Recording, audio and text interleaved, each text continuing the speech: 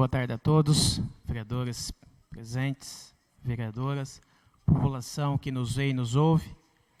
Quero trazer um assunto a essa casa, assunto esse que não é com alegria, confesso, que a gente fala sobre o tema que repercutiu na mídia nacional no dia de hoje. Eu me refiro àquele caso do sequestro, né, na ponte do Rio de Niterói, onde aquele sequestrador, que de início não sabiam exato quem era a pessoa, mas praticamente por 3 horas e meia aquela pessoa ficou sob poder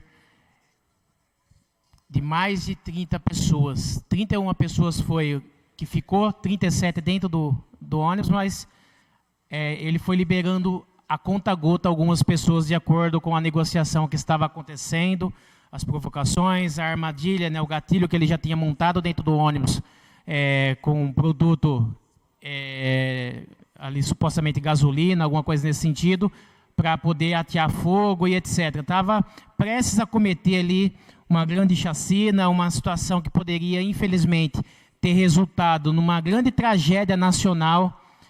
Aí eu venho na tarde de hoje lamentar, né? Lamentar porque a gente não deseja a morte de ninguém, né? Seja a pessoa do bem ou do mal, a gente não deseja a morte de ninguém. Mas entre a pessoa do bem e a pessoa que quer praticar o mal, a gente prefere que o mal se dê mal. Diferente do que nós assistimos aí, né, hoje, por parte da sociedade, onde aquelas pessoas parecem que gostam que o final do filme é triste. Eu não, eu sou uma das pessoas ainda que fico feliz quando eu vejo que a pessoa do bem, as pessoas que estavam, as pessoas de bem dentro daquele ônibus, ninguém foi prejudicada, apesar de todo o susto. Uma mulher grávida que estava lá, que foi uma das reféns que foi liberada, saiu de lá passando mal, depois acredito de muito se lamentar lá dentro daquele ônibus. Ela conseguiu ser uma das que foi liberada. Uma das senhoras também que saiu daquele ônibus, que desmaiou praticamente, quase que ele não conseguiu chegar até próximo dos agentes de segurança, chegou a desmaiar. Então é uma situação que poderia ter terminado muito triste. E o porquê eu trago esse assunto? Trago esse assunto porque, para aproveitar para parabenizar o trabalho da Polícia Militar em todo o mundo, em especial do Brasil, e em tema, no caso, esse que se refere no Rio de Janeiro, a toda a Polícia Militar do Estado do Rio de Janeiro, em especial também ao governador, que assumiu lá agora nessa última eleição. Por isso que é importante, pessoal, colocar representantes, né, para representar, que defenda a sociedade de bem. Porque, infelizmente, nós estávamos vivendo e vínhamos caminhando para uma implantação da ditadura do proletariado. E aí eu, né, faço uma provocação. Foi falada, que foi lido por um dos nossos pares no finalzinho da última sessão, e onde leu lá, parafraseando a escrita de uma pessoa que eu não me recordo agora. Eu até estava estudando um pouco sobre ela, mas acabei, devido às agendas de hoje, não preparando algo para tratar em cima do que ela fala, das falas do atual presidente. Uma provocação no sentido da democracia versus ditadura. Dizem que a democracia, né, que lutaram pela democracia, que lutaram pelo fim da ditadura militar e aquela coisa toda. A comissão da verdade, que não passa da comissão da falsidade, né, onde que se colocaram lá mais de 70% dos integrantes da esquerda para acusar. Teve a lei da anistia, onde não estou aqui me referindo que não houve abusos, nem de um lado nem do outro. Só que naquele momento, o câncer que o país vivia naquele momento, existia um antídoto. Não estou nem querendo dizer que o período que os militares passaram no poder foi muito ou foi pouco. Eu acho que quando tivesse resolvido a situação, deveria que ter se convocado eleições o mais rápido possível. Só que a sociedade precisa refletir com essas pessoas que hoje estão lá, mais de... só que a atual ministra rejeitou, mais de 1.000, né? Só esse comecinho desses últimos 2 meses foi quase 200 nomes de pessoas que se dizem, né, e que se auto-vitimizam querendo pegar aquele recurso muito bom, né, uma aposentadoria praticamente permanente, que é a anistia, né? A lei da anistia, onde eles vão viver como perseguidos políticos. Então, aí o porquê eu estou me referindo a esse assunto. Eu pergunto para vocês, será que a ditadura realmente acabou? Será que aquela mãe que, nos últimos 16 anos, que muitos dinheiros, muitos recursos, que era para ter sido investido na saúde, na educação, ser investido nas nossas rodovias, né, que mata, a rodovia mata mais que muitas guerras, as rodovias do Brasil matam mais do que muitas guerras. Aí eu pergunto, eles querem se vitimizar daquelas mortes que ocorreu, né, das torturas, né? É a estratégia que se usam, né?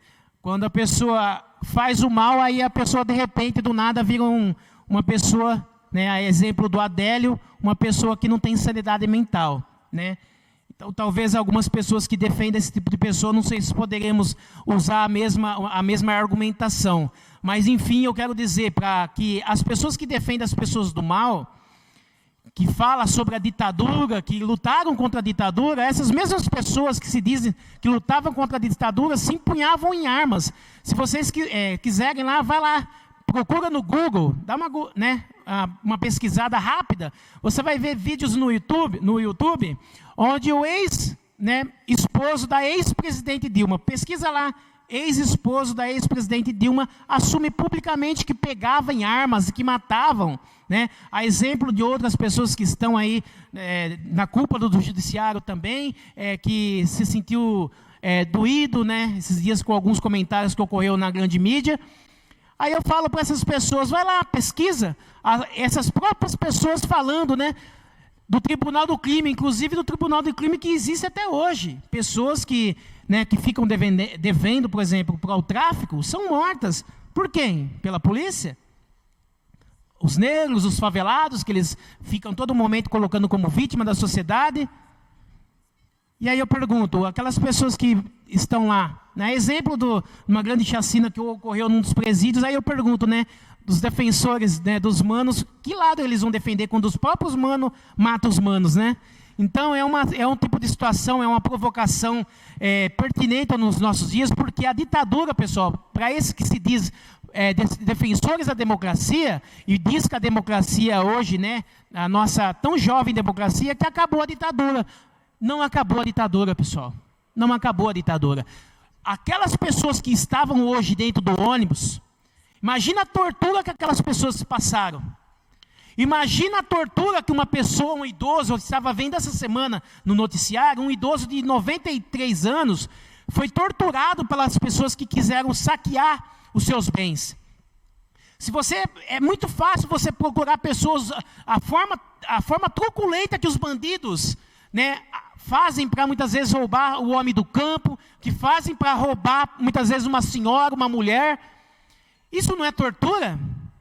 Isso, se fosse um policial dando um tapinha, né, num bandido, num criminoso, aí a tortura, a perseguição, ai, a ditadura. E o que esses bandidos? Cadê esse mesmo pessoal que se diz defensor dos humanos, né? Ou melhor, desculpe, errei, pessoal, defensor dos direitos humanos? Cadê eles para defender essas pessoas, né? Na hora que tem o pai de família, a mãe de família sofrendo, né, sendo agredida por criminosos, tendo seus bens saqueados? Cadê as pessoas que visitam, né? Assim como uma comitiva de advogados correu lá para tentar, né, defender o homem que tentou esfaquear, tentou matar o presidente naquela corrida presidencial. Correu lá advogados lá para, né? As mesmas pessoas que dizem que defendem a liberdade de imprensa, Luiz, as mesmas pessoas que se dizem defender a democracia, as mesmas pessoas que não querem esclarecimento do caso de quem mandou matar Bolsonaro. Quem mandou esfaquear? Porque você acha que aquele cara é realmente um lobo solitário? É uma pessoa inocente, que um monte de celular, com conta, com os advogados? Será que ele não agiu sozinho? E a OAB? Cadê, né, aquela pessoa da OAB, que se diz, o presidente lá da OAB, que, confesso, recebi uma advogada recentemente no meu gabinete, e ela se diz não se sentir representada por aquele sujeito, e se sente, pelo contrário, envergonhada da atitude dele, que ele faz militância judicial. É um militante político que foi filiado ao PT e faz militância. Então, pessoal, essas pessoas que se dizem defender a democracia, nós temos que ficar muito... Vereador, 1 minuto para concluir. Essas pessoas que se dizem, né, os grandes defensores da democracia, que se dizem defensores, né, da moral e da ética, fiquem espertos com eles na próxima eleição, pessoal. Em especial esses que são mais ligados aí, né, aos movimentos de vermelhos, né, de esquerda. Por sinal, a pessoa que tentou esfaquear o presidente tem ligação forte, né, uma filiação, inclusive, partidária com um desses partidos. Então, próximo ano, que nós observemos bem quem nós vamos votar e que não venhamos ser contaminados diariamente por essas desinformações e por esses falsos defensores da democracia, e que o Brasil realmente esteja acima de tudo e Deus acima de todos.